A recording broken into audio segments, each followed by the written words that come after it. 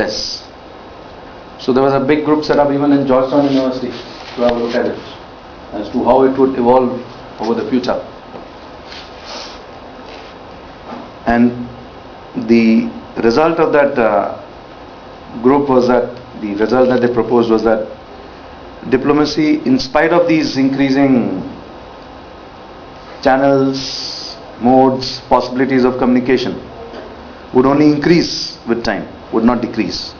Because the necessity of having your own people on the spot, in the field, would continue, which as we can see even today, with all the problems that the world is facing, and even otherwise. Even as it becomes a more interdependent world, there is more transparency, there is more globalization, but the traditional roles have not really vanished or decreased. They still exist, plus the spectrum, the canvas has increased further. How has the canvas increased further?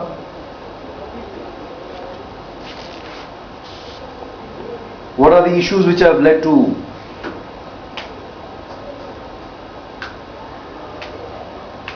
greater sort of interaction or greater problems?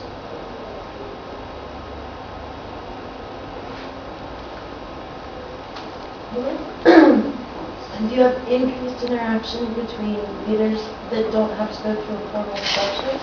There might be some more problems because you don't have as much negotiation in larger groups, and so people can take actions one-on-one instead of with a lot more influence and input. Well, you also have a lot of transnational issues now. Terrorism is one example, climate issues, global trade. So these have assumed greater importance as time has gone on. So I was talking about bilateral diplomacy. So what is the next level of diplomacy besides bilateral, after bilateral, beyond bilateral? Multilateral. Multilateral, but that you come multilateral in different stages before you come to multilateral as UN or as WTO or as climate negotiations or anything. What else? You have regional diplomacy. One country with a region, like USA with Latin America, India with Southeast Asia, or one region with another region.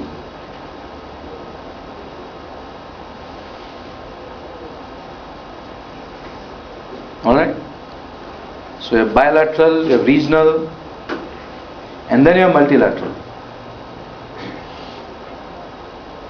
So the traditional definition is multilateral, meaning, all different sort of linkages with different countries.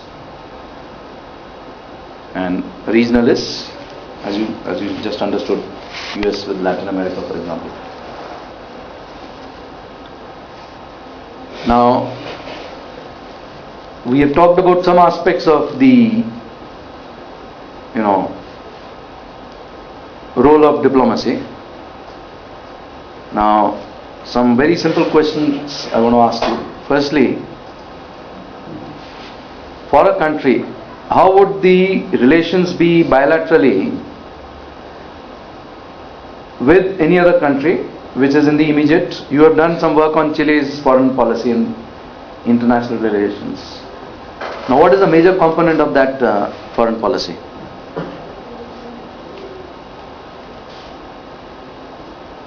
What is the major thrust? What is the major, when you start studying out Chile's foreign policy, which are the areas that you focus on, which are the countries that you focus on? Who are going to make the presentation on this? Which students? Which students will be making the presentation? All students. They are groups. Okay. Maybe we should wait until they're going to do their presentation. We don't want to let their secret out of the box. Then they'll have nothing to say when it gets to their presentation time. So how long do we have budgeted for the ambassadors' talk? Until Until yes, 11. We 11. have let's say about 20 more minutes.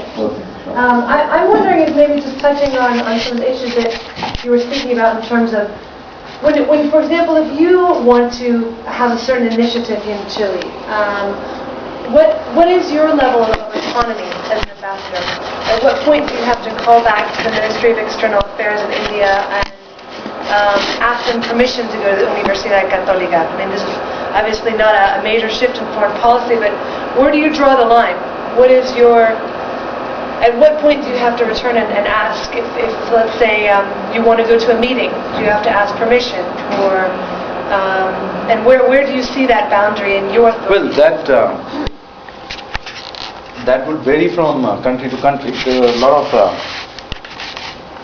countries which had very strict controls, such as the communist countries, where you would need permissions for almost everything. And then there were the other countries which had more clearly outlined foreign policies. Within those parameters you would have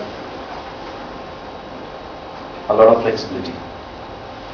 So India would be one of those countries in the second category, where you would have a lot of autonomy. But on policy decisions, you would have to refer back to headquarters all the time if there was anything related to policy level interactions with the government, with the Ministry of Foreign Affairs. At that stage I would have to either be on the phone continuously or communicating continuously to seek directions, to seek instructions. So you're given in a certain sense a certain terrain, a certain area, that you're going to be the ambassador to Chile. We want good relations with Chile. What would you say are the major policy goals of India in terms of Chile? So that we'll move on to the slides Okay. very soon. Good. In a minute or two. I've done But before we get on to that, I just want to tell you one thing. What I was trying to ask you is that, how are the relations between one country and another in terms of, firstly, the neighborhood, and then beyond the neighborhood.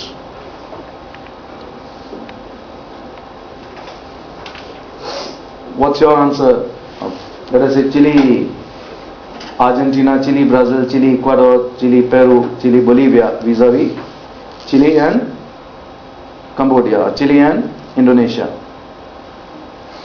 Well, it seems that in terms of regional things, I can't go into specific countries because that's not my project. And Chile is very interested in kind of its regional position in terms of power, in terms of integration, in terms of economics.